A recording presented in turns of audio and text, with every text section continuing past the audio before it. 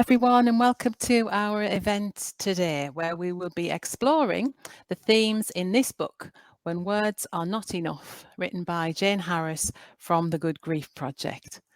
My name's Judith Robinson, and I work for Kirklees Library Service. And over the past couple of years, I've been working with colleagues and other library authorities on the Death Positive Libraries project, which looks at how public libraries can support individuals, families and communities with death, loss and bereavement. Hi, thanks Judith. Welcome to the live recording interview. I'm delighted to have the opportunity to introduce myself. My name is Sharni Athwal and I am a Health Improvement Practitioner Specialist with a focus on mental health and suicide prevention. I am someone who is very deeply committed to promoting mental health and well-being, and I am so eager to explore how Jane Harris has contributed to this important field through her writing and research. So thank you so much for having me, and I really look forward to our conversation. Oh, thank you, Sharni. I'm so pleased that you're working with us on this. So yes, our event today is part of Dying Matters Week, which is a national Hospice UK initiative, which looks at how we can destigmatise conversations about death, grief and bereavement. And the book that we're going to talk about today, When Words Are Not Enough, in this book,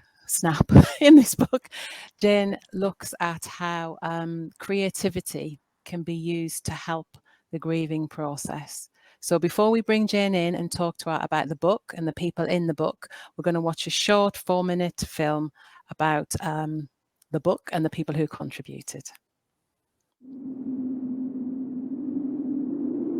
I looked at endless poems and searched inside my heart, looking for the words that might describe our loss.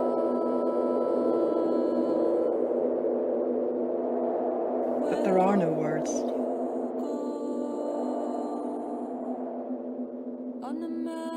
It seemed there was nothing in the English language that could express the depth of grief we were suffering.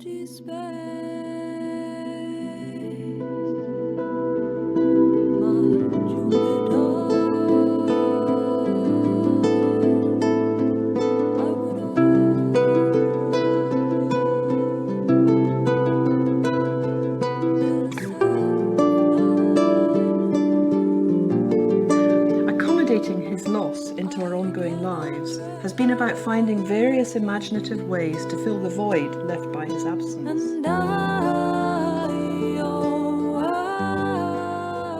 Well, this book is about really the idea of continuing bonds.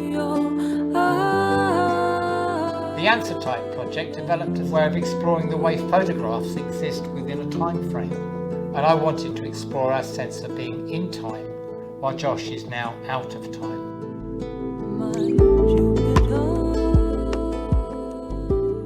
Is about making something new, something that didn't exist and wouldn't have existed unless Josh had died. It's like you disappeared.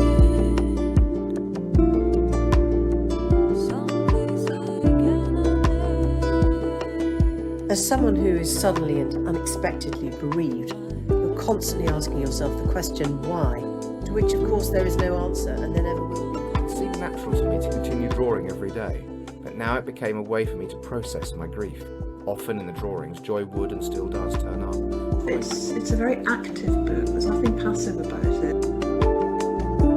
X marks the spot my love and I did go against the odds. I don't want to avoid feeling. Feeling is real. Feeling is being alive. Everyone who's taken part has found some way of moving forward, bringing their loved one with them. When I'm in the water, I'm paused in a liminal space. It mirrors the strange world I find myself in after Felix's death. There is a tradition in these woods to thank them for the wood that we use. It gives me a level of appreciation for nature and the parallels to my daughter's life. She had so many t-shirts. I made cushion covers from the pictures of her. In many ways, it's just full of new learning and discoveries.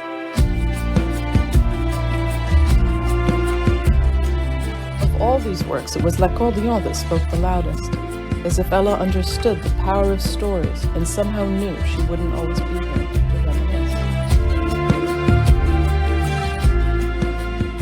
doing rather than just being stuck, for us, and I say for us, has been really important. It's not for everyone, and we're in no way prescribing how people should grieve, but we want to just share what's helped us.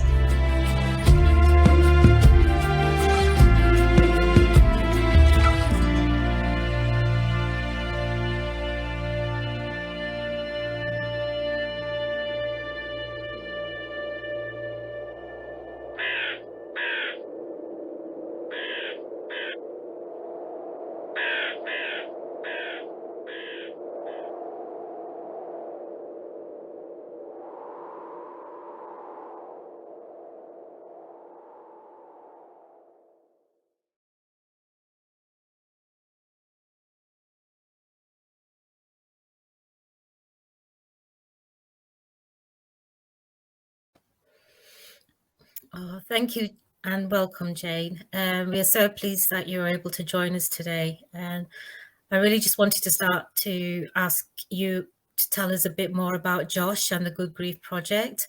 And you write so kind of talkingly and so movingly about his sudden death and the shock that you all felt. Could you tell us a bit about Josh and about that particular time? Of course. Thank you, Sharni, and thank you, Judith, and everyone at Death Positive Libraries. And this is an event as part of Dying Matters Week, which is such an important event in the year. But Josh, I mean, just watching that film there, you know, the music was by his childhood friend Carmody, Jessica. She's a musician, quite a well-known musician now, and she wrote that song after the sudden death of her dad. And Josh and Jessica played together as little children in London, where we lived when he was a child. And you know, I miss him. And the thing is that you never stop missing your child, and that's what I can tell you about Josh. And that's what every bereaved parent will tell you. You never stop loving your child.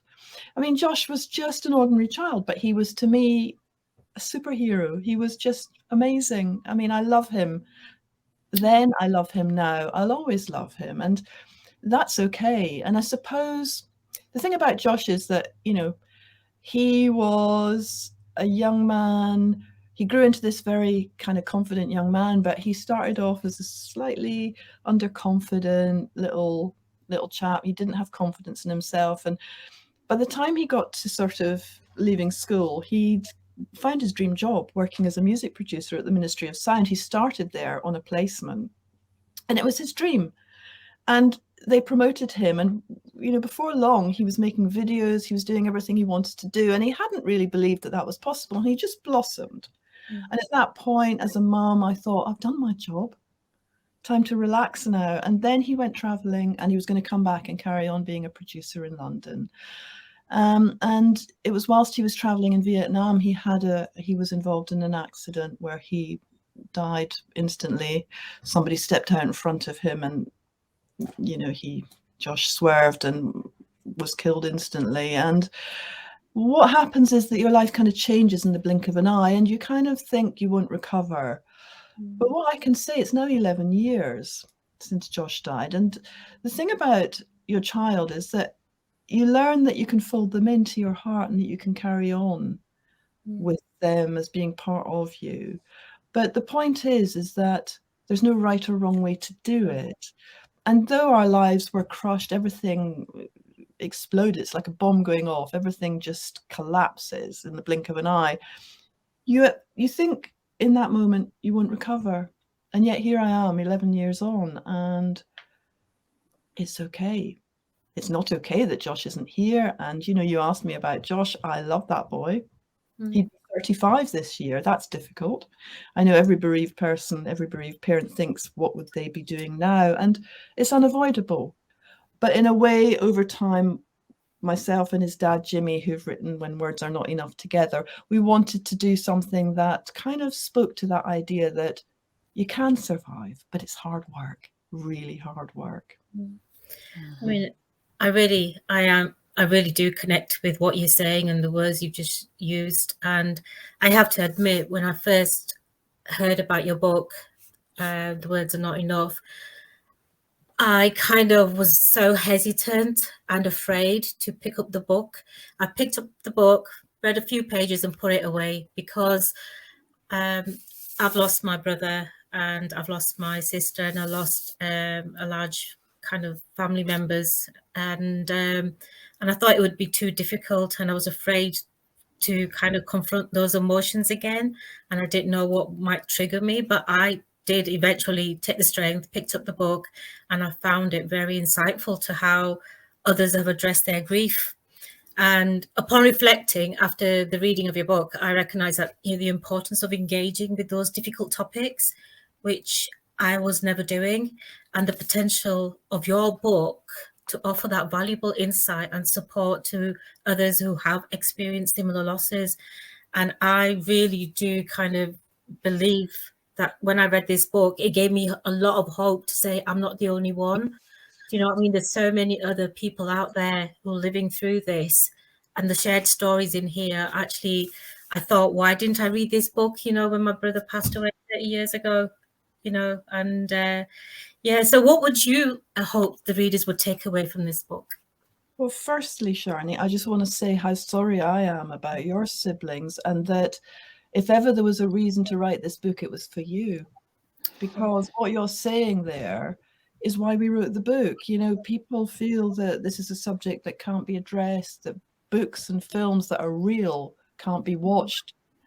Fantasy's fine, fiction's fine. But what you've just said is absolutely why we wrote the book. You've survived something so terrible, and a sibling's loss is another loss where there are no words, but what helps is just being there. And what you said is really important, and I feel I really need to know the name of your brother and sister.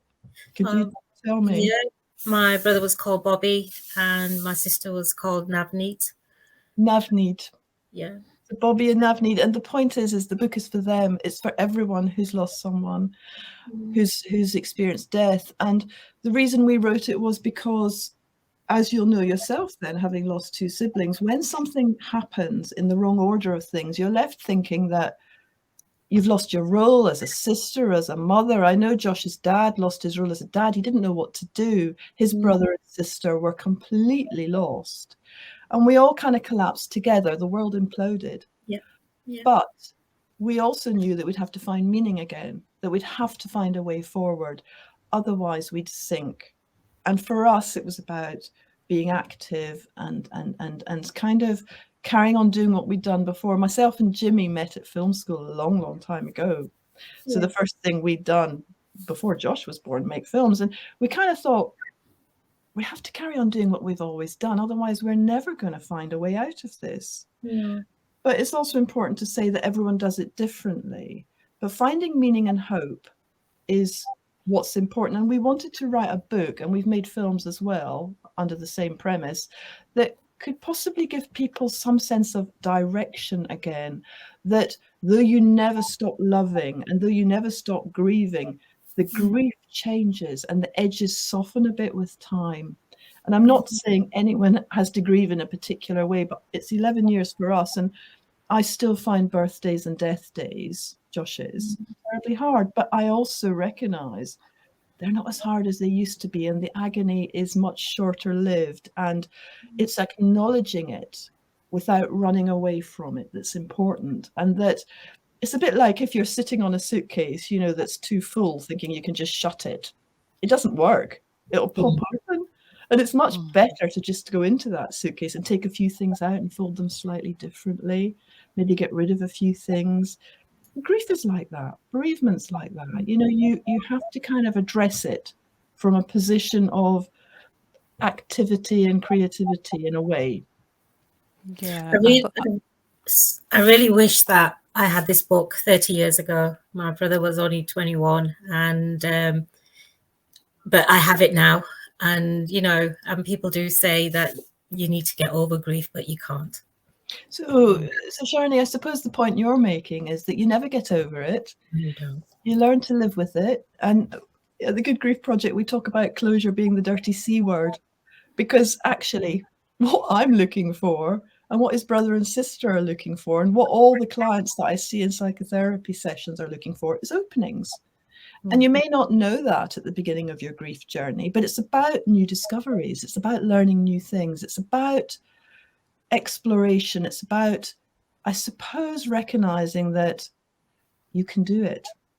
And in the beginning, it has to be tiny baby steps, one breath at a time. If you can just get through 1 minute and then the next minute, and as time goes on, it becomes more and more digestible. But the thing about grief is that if you don't express it, and if you try and pack it away and sit on top of it, it does have a way of outing itself, whether through physical ailments or psychological ailments. And I think that that is really worth thinking about. So there's no perfect answer, but peer support can be one way, or therapy can be another. There's so many different ways of addressing it. Thank you. Mm-hmm. And the book does cover quite a lot of, it shows different examples of creativity, different examples of how people have gone out into nature, been inspired by nature, or they've used the creative process. I wondered how you chose the people that you included in the books. There's quite a range of different people who are included. Yes, that's a good question, Judith. We wanted to choose as wide a range of people as possible, from people who'd lost partners to people who'd lost parents. The majority of people in the book are bereaved parents. There's 9 bereaved parents, and then there's partners and siblings. But we wanted to say we're not kind of putting creativity on a pedestal. Everyone can access it. There's always something you can do. It could be painting a stone and placing it somewhere, creating a ritual whereby you have a way of saying goodbye, particularly, for example, as we've just come through COVID, a lot of people didn't get to say goodbye. You have to create rituals, you have to create farewells. So we chose a range of people who'd been bereaved in many different ways, but the book isn't about how they were bereaved, though people are bereaved in the book through suicide, through illness, through diagnosis. Some had years to prepare and anticipate the grief, as in anticipatory grief. Other people like myself and Josh's dad, we had no time. It was a sudden, unexpected death. But the point is, it was about asking people to talk about what they'd found helpful. So while swimming, for example, getting into the sea, creating wood in nature. Nature has been a huge healer for so many people. And one of our subjects in the book talks about making things out of wood, and just being in the woods was enough for him. Nature kind of was his teacher. Mm-hmm. Then we've got Carmody, who uses music. As you heard in the little film, that's her song dedicated to her dad. She wrote that after he died very suddenly, after pancreatic cancer. She had 2 or 3 months. He was here, larger than life, and then he was gone. So she found music was what she knew. For other people, it's sewing, it's patchwork, it's taking your child or your loved one's clothing and making something out of it. Whatever it is, we wanted to demonstrate through the book, which is actually a very visual book. It's a book you can pick up at any page, open at any page. You don't need to read it from beginning to end, because we know that a lot of bereaved people have what is commonly known as grief brain. It's a very real thing, and you can't concentrate. So open it at any page, and hopefully there's something that can help.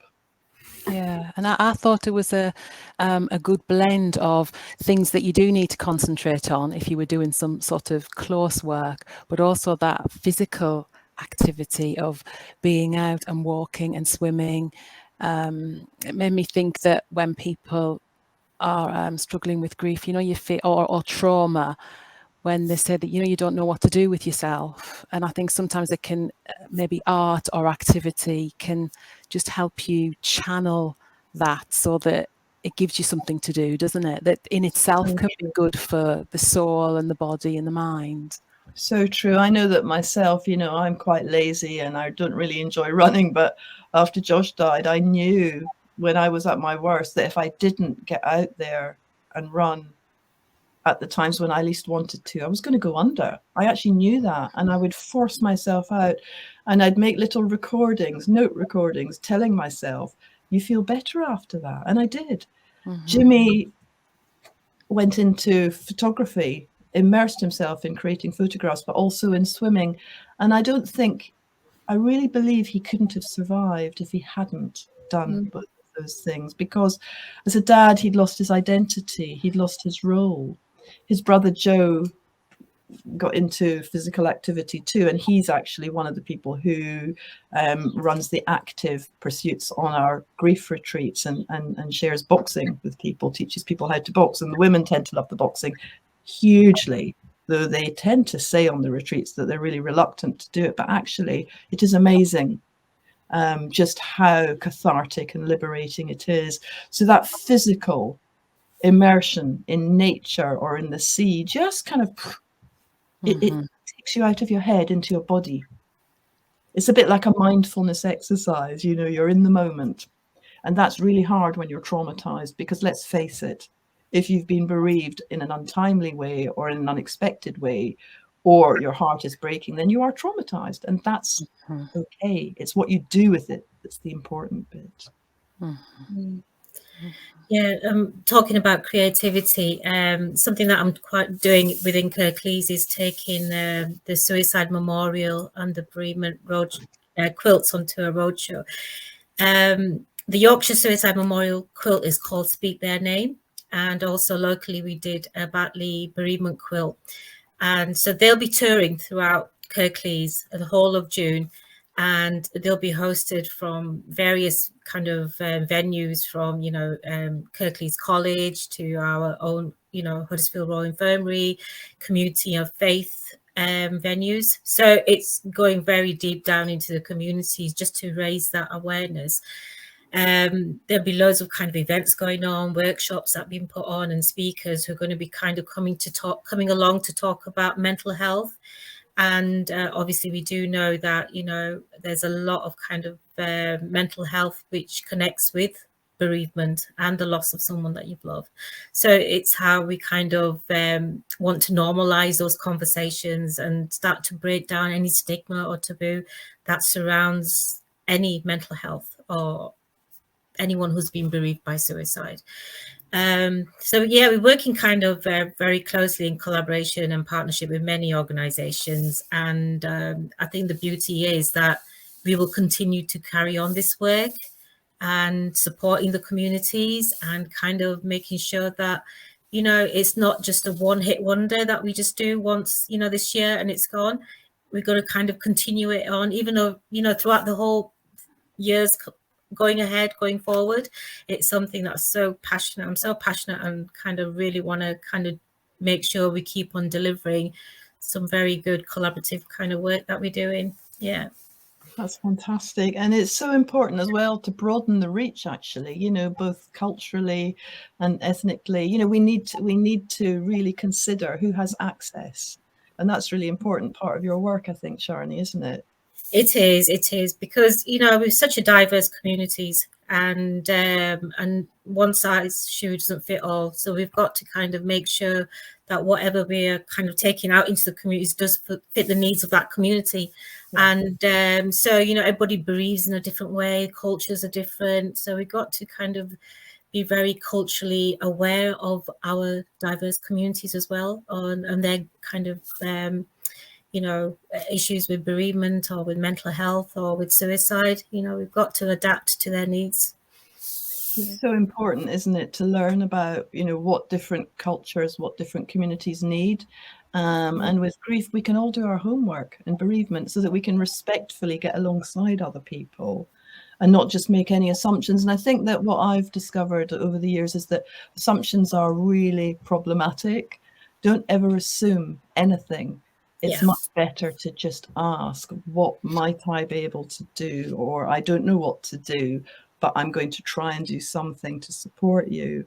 And I think that, you know, thinking that there's a right way or there's a time frame doesn't help. And I know that a lot of people say to us, and a lot of the people who get support from the Good Grief Project tell us that they feel a huge amount of pressure, as if there's a right way to do it, both culturally and in terms of a time frame. And it's so unhelpful. And people will say, I'm not doing it right. I'm not over it. It's been 3 months and I should be over it. Wrong. Wrong. It's not helpful. And we don't need to put pressure on bereaved people, you know, or people who are already suffering so much through their losses. And what we need to be able to do is to be alongside and accept that we're helpless to fix it. And once we can accept that we're helpless to fix it, we're halfway there. But we all want to fix it, don't we? So the problem is, let's stop trying to fix something that can't be mended. Let's get alongside and do the sort of things that Sharni's doing, Judith's doing, Death Positive Libraries, that Dying Matters is doing, that's full in our book about, you know, ideas. Let's just do what we can, but make no assumptions. Mm-hmm. Yeah, and we're really, really thrilled that the work that Sharni's done, particularly with the suicide bereavement quilts. She mentioned the road show, and the quilts will have some time in Dewsbury Library. So they're in lots of different venues, but I think it's really important that they will be in a library setting as well. So yeah, we're really thrilled about that. So yeah, the event today links in with a lot of the stuff that we've been doing around Death Positive Library. So I'll just talk a little bit about that and bring up some images. So Death Positive Libraries, yes. So one of the main areas with our Death Positive Libraries is making sure that we have a range of books that reflect different experiences of grief, loss, death, end of life, living well. And we've put together we're quite proud of the fact that we've put together a really diverse collection of books that are fiction books, which cover a character struggling with grief or experiencing grief or the theme of loss. We've got non-fiction books as well, books that are written by academics, charities, carers, people with lived experience as carers. And we've also got a wide range of books that are available for children, so families can use books and stories to explore and understand, help children to understand grief and death and not feel that it's something that they can't talk about. We've had a lot of positive comments about how useful some of the books, particularly the ones that are aimed at families and children, can be. And it was interesting looking at your book. Gary Andrews is in there, the illustrator. And some of the picture books that have been produced for children and families, the pictures are incredibly well done.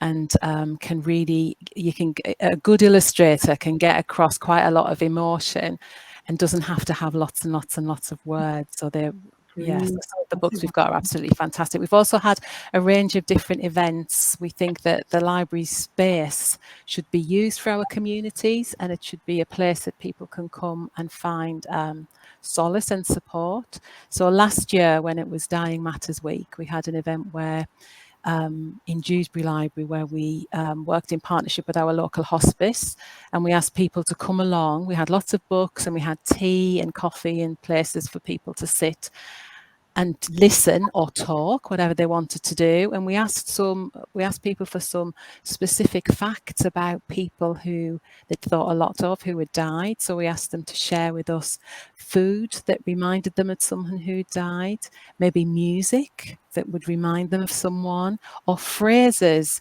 Sometimes people say, oh, my grandma used to say that word, or my uncle used to, particular turns of phrases.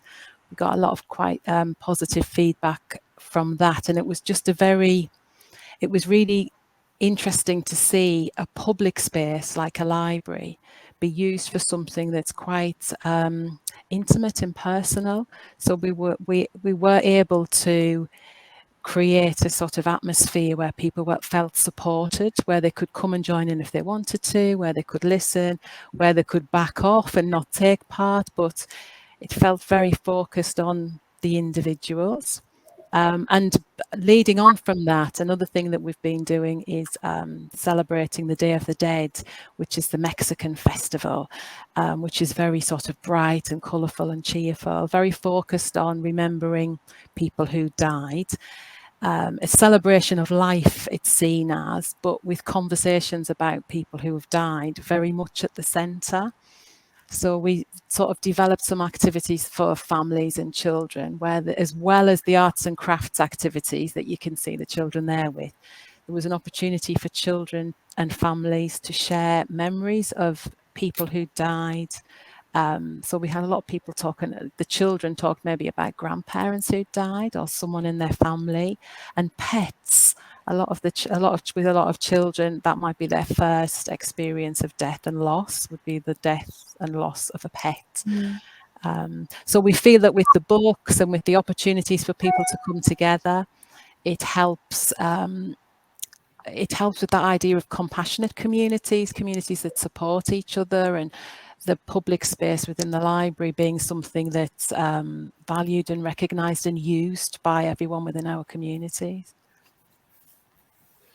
Yeah, fantastic. What we're going to do is just show a short film about the retreats that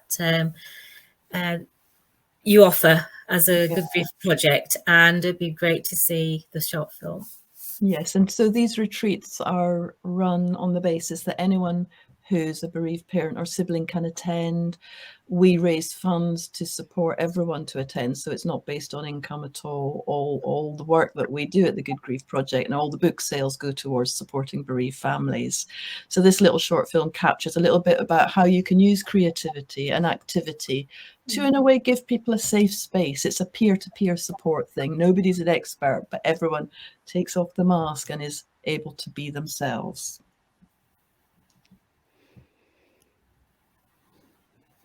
1, 2, 3, 4, 5, 6, 7, 8, 9, 10, 11, 12, 13, 14, 15, 16, 17, 18. I knew it was active. I thought we'd be doing some running and some exercises, but I've never done boxing before.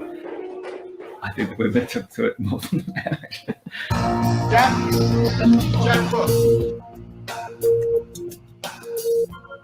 What we're trying to do with the Active Grief Project is to find ways of using creative writing, mindfulness, photography, active as in running or boxing, to help people to move forward after the untimely death of a child or a loved one.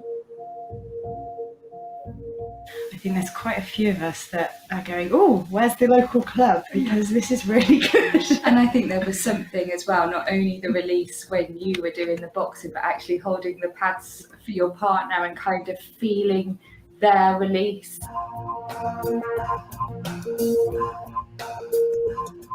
I nearly didn't come yesterday morning. I felt, oh golly, can I really face a lot of other bereaved parents and all the emotions that that's going to drag up. I was very nervous about coming. You know, it's very easy for people to judge when a child takes their own life.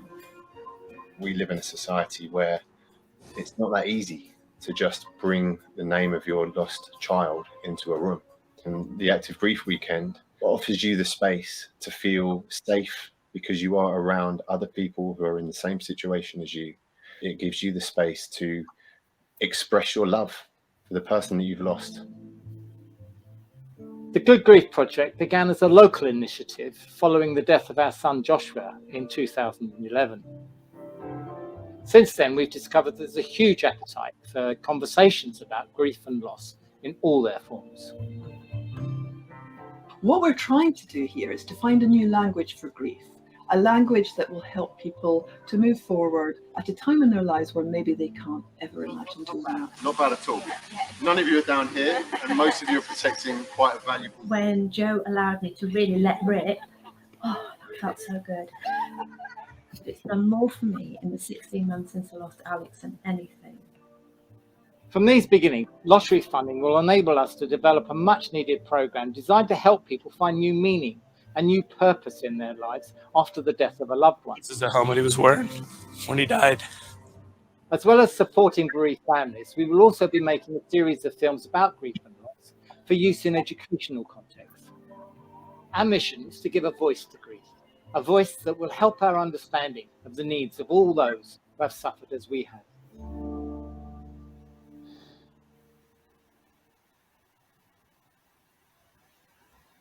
Wow, they look amazing. They look amazing. And the people who go along there look as if they get a lot out of it.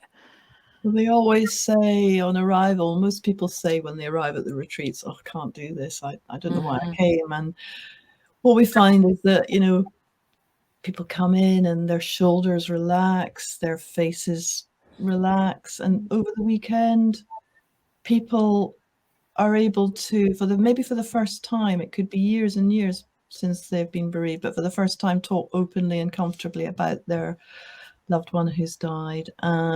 It's a safe space and it's a hopeful space, and it helps people find that kind of idea whereby through continuing bonds and the use of photography, you can make something new and which you carry forward.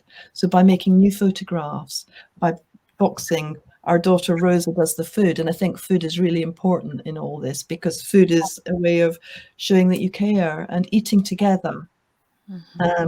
It really seems to be part of the process, part of the ritual, part of the weekend, a really important part of the weekend. I think watching that, I almost brought a tear to my eye, and thinking, I really do want to be part of that. And I think, you know, I'm going to try and make an effort. Previously, I've been too scared, just like the lady said in the film, too scared to kind of go to it, such events or places where you all get together, the ones who've been, you know, who are grieving, because it would open up a lot of the old wounds. But, you know, that's the process of healing. And unless you allow yourself to do that, you ain't going to heal. So I might knock on your door, Jane. Sharni, once again, we do what we do for you, because, you know, what you've just said, I don't know, you just say everything that motivates us to do what we're doing. If you feel safe enough, if we've earned your trust enough, that space is there for you, and it's not frightening. It's challenging, but it's safe, and it's really well thought through. And I can say that we've probably had as good a feedback as you could possibly have from the retreat, that people say they feel safe, they feel contained, and they feel, if you like, it's the beginning of a new chapter. A lot of people talk about feeling unblocked. Maybe for the first time, creating a bit of space. And like you say, nobody wants to open up a wound, but the trouble is these wounds have a way of surfacing stuff if we don't allow them a safe space. So yeah, thank you for saying that. That's really lovely, and you'd be most welcome. Can I ask a question, Jane, about what advice you would give to people who wanted to support another person who was going, who then, if you know that someone's bereaved, what can you say? Because I think sometimes there's a lot of people can feel very lonely because they know other people care, but people cross the road and people don't want to talk. And with your expertise, what can we do to, or what can we say that will be appropriate and give comfort, I suppose? Great question, Judith. I think the point is that, as I said earlier, one of the most important things is about recognizing that you can't fix it and overcoming your fear of saying the wrong thing. Earlier on in our grief, very early on, we made a film for the fabulous peer-to-peer support group, the Compassionate Friends, and we called it Say Their Name, because one of the loveliest thing you can do is mention the name of the person who's died, you know. And just by asking Sharni about the name of her siblings, that made me feel connected, and it made Sharni feel connected, and it shows that you're not afraid. And it's genuine and it's authentic. But what we've done with the book is we've tried very hard to integrate theory and advice as well as personal stories. So throughout the book, there's grey boxes, which is trying to reduce down the theory to bite-sized chunks, really, really simplify. And at the very end, we have a summary of points, which is 10 things we've learned. And that is 10 things we've learned since the death of our son. And it lists the sort of things that seems to help other people. And it's certainly helped us. There's no timetable. There's no right way. There's no wrong way. You can't fix it. Know that we may have changed. When you're bereaved, it changes you. And that's not necessarily a bad thing. I'm really happy I'm the person I am now and not the person I was then. Though that doesn't mean to say I wouldn't give my life to have Josh back. But grief comes with growth. It can do. And so we've tried to integrate these ideas. Don't be afraid to talk about my child or say their name or my loved one's name. Much of the time I might hide my grief. Don't assume that what you see is how the person is feeling, because so often people will wear a mask because they don't want to upset other people. All the time. Think before you speak. Don't use cliches. Whatever you do, don't use cliches. They're not in a better place. Things don't happen for a reason. So just, if you're feeling anxious when you're speaking to a bereaved person, just breathe and say, I don't know what to say, but I'm really here for you as best I can be. If we can do these sort of things, and it's explained in more depth in the book, we're halfway there. So in answer to your question, in summary, Judith, we need to do our homework. If we really want to help bereaved people, don't expect them to help you to get comfortable with it, because that's what happens. And I mean that in the nicest possible way, because everybody is well-intentioned. But please do the homework. There's so many amazing books out there. You can go and figure it out. We can all do it. Don't expect the bereaved to make it okay for you, because I don't know, Sharni, if you found that, but as soon as you mention that you've lost a sibling or you've lost a child, people kind of go into free fall. Yeah. I've just got to go now, or I'll just go and put the kettle on and I'll be back. Or if you're in a room where people might be talking about their kids going to university and you say, oh, I wonder if Josh would have gone to university, the room kind of freezes. Yeah, it does. I have come across that so many times where it got to a point that I didn't even mention it anymore. Do you know what I mean? And I just kept it inside, because the more you talk about it to people, the more they think, oh, here she goes again. You know, and then it's the way it starts to manifest in yourself, and it's how you handle that. But I mean, saying that, there's so many people out there who are so supportive and, you know, stand by you, and it's just it's your own kind of coping strategy, your own mechanism kicks into place on how you're going to handle your own personal grief, which doesn't have an impact on your parents or your family or your colleagues or your friends or communities. You tend to just home it back in again, you know. That's right. So the Dying Matters Week, what you're doing, Death Positive Libraries, what you're doing with the quilts, what we're doing with books, what other people are doing with books, Gary Andrews, all the amazing people who've written books about the subject. It's all about trying to find a more comfortable language, whether it be visual or verbal. And that's really what's more important than anything else. And I think that what you're doing today by hosting this session is really important. And I hope that it helps people to feel a little bit more comfortable, a little bit less afraid of what Sharni as a bereaved sibling represents, what I as a bereaved mum represent. We're not looking to be critical. We just want to feel comfortable. And that's something that everybody can own, and that's about compassionate communities, and that's forward. So I hope that's answered the question. I think most importantly, it's about sharing those stories, and what you've done in this book, definitely, and it's knowing you're not the only one. Yes, exactly. So thank you so much, Jane. Thank you so much. Thank you for you and Jimmy for writing the book. Absolutely fantastic. And thank you for the session today. Sharni and I think I'll speak for us both. We've really enjoyed it and learned a lot. Really learned a lot, I think, from you. Just as a reminder to people watching, the book is available in Kirklees Libraries. You can borrow it from the library. It's also available to order online, available at all good bookshops.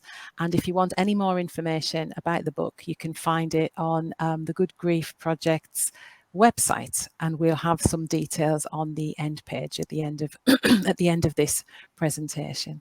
So thank you so much, Jane, for today, and good luck with everything that you do, and keep up the good work. Sharni, I don't know if there's anything you want to say. I just want to say, Jane, thank you so much. Actually, today it's kind of the pennies dropped.